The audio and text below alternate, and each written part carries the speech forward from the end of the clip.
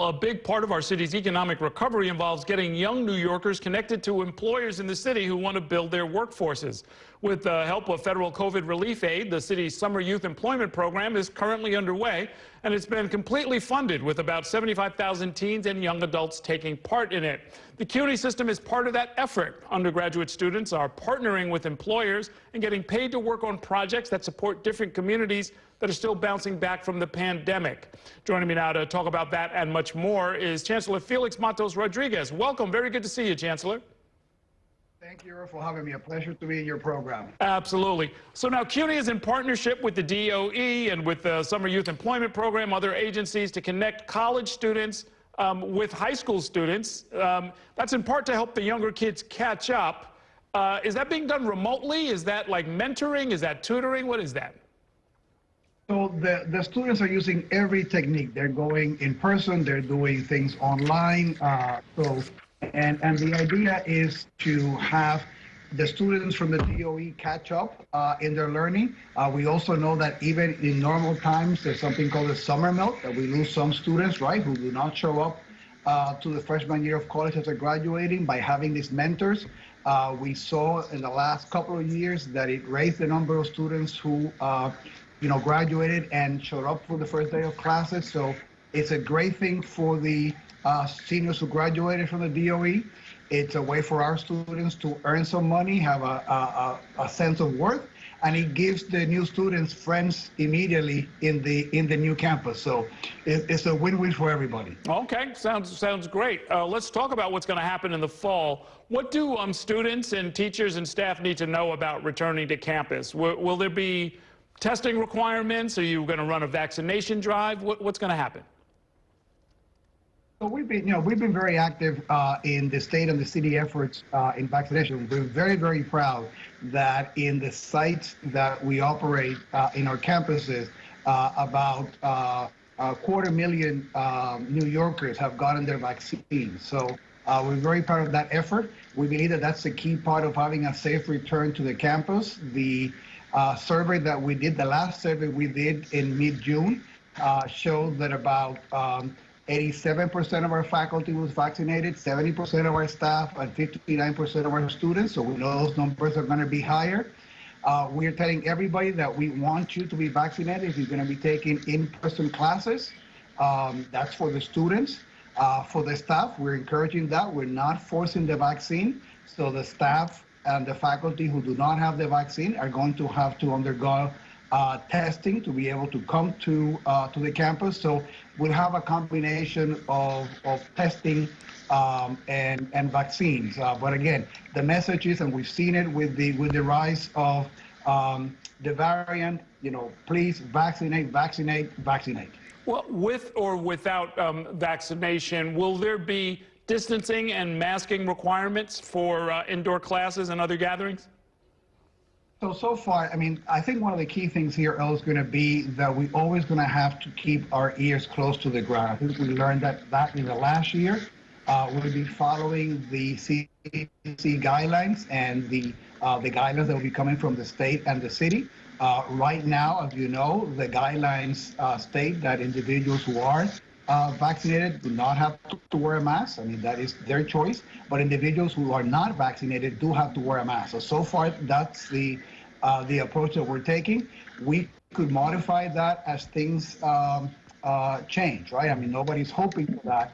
But I think that we need to keep our eyes open. We always will do what is right to keep our campuses safe. And if we need to do more testing because things are increasing, we'll do that.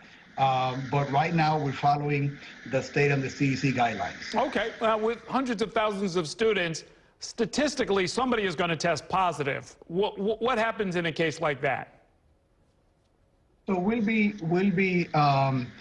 following the protocols. If somebody tests positive, they will not be allowed to come into the campus, right? And we were telling everybody that if they have symptoms, and we know that people who are asymptomatic, but if they should stay home. In the case that we identify someone that came into campus maybe at some point and was asymptomatic and then tested positive later, we'll be working with contact tracing as we did in the past. Even though we were mostly virtual we followed that protocol for the small percentage of classes that were in person. So we'll do that, and we'll take every measure appropriate to protect individuals that came into contact. And should the number of cases rise, take any kind of action that we deem appropriate. Okay, let me switch topics to the budget. The university's overall budget has increased to the range of about $3.79 billion in the current year. I'd seen headlines that Mayor de Blasio had cut $67 million from the budget. Has that been restored? So those funds were not restored. We will continue sort of pressing our case. As you know, there's a time in November where you can do a budget modification to do that. And in our internal conversations, for example, we have stressed that particularly if the enrollment in the community colleges continues to be soft, right? And you know there's a correlation between enrollment and fiscal resources, to be able to maybe to restore some of those fundings. Fortunately, the stimulus funding will provide some cushion, particularly next year, but we don't want to rely on that cushion. We want to be able to have our colleges to be well funded, so that particularly our community college students, now that we want them more than ever, re-engage in the economic recovery in the city in a way that is equitable, with the majority of our diverse students connecting to work. It'd be a shame not to have those opportunities that other community colleges fully available because of lack of funds. So we continue to fight for those funds, and luckily we do have a little bit of a cushion with the stimulus funding. Right. One of your trustees, Henry Berger, has suggested an all-out campaign to get significantly more funding from the city council and the state legislature.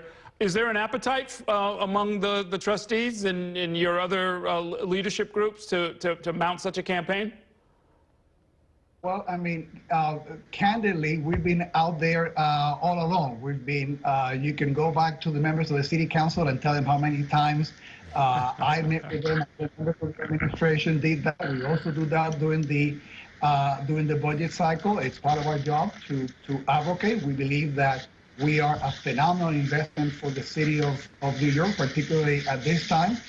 So we're out there knocking. You know that our students are very active also lobbying, and so are our staff and our faculty. So we bang on a lot of doors, and we will continue to do that because we have a great story to tell and great results, and we are an indispensable part of how New York City is going to get out of this economic downturn. Absolutely. In our last minute, you have a new president at Medgar Evers College, Dr. Patricia Ramsey, who's the first woman to run that school. So that's a bit of history that you made there.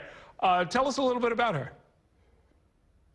Very, very proud. Also a scientist. So what a phenomenal role model for all our students, but particularly for women and minorities who continue to be underrepresented in the sciences. She comes with a strong background for having served historically black colleges. And even though Medgar is not technically one, right, there's that ethos associated with it. So very, very proud of that work. Proud of the diversity overall of all our presidents. As you know, in the system now, we've had the largest number of African-American presidents ever in the history of CUNY. For the first time, we have Asian-American president. So I'm very proud to have a team of great excellence, but a team that also resembles the city and the students that we serve. And I think that's very important for a public institution. And Dr. Ramsey was a phenomenal choice, and we expect great things from her. Okay. We wish her and you and the whole rest of the team the best of luck as you get ready for the fall semester. Thanks so much for spending some time with us. Thank you, Errol. Be good. Okay.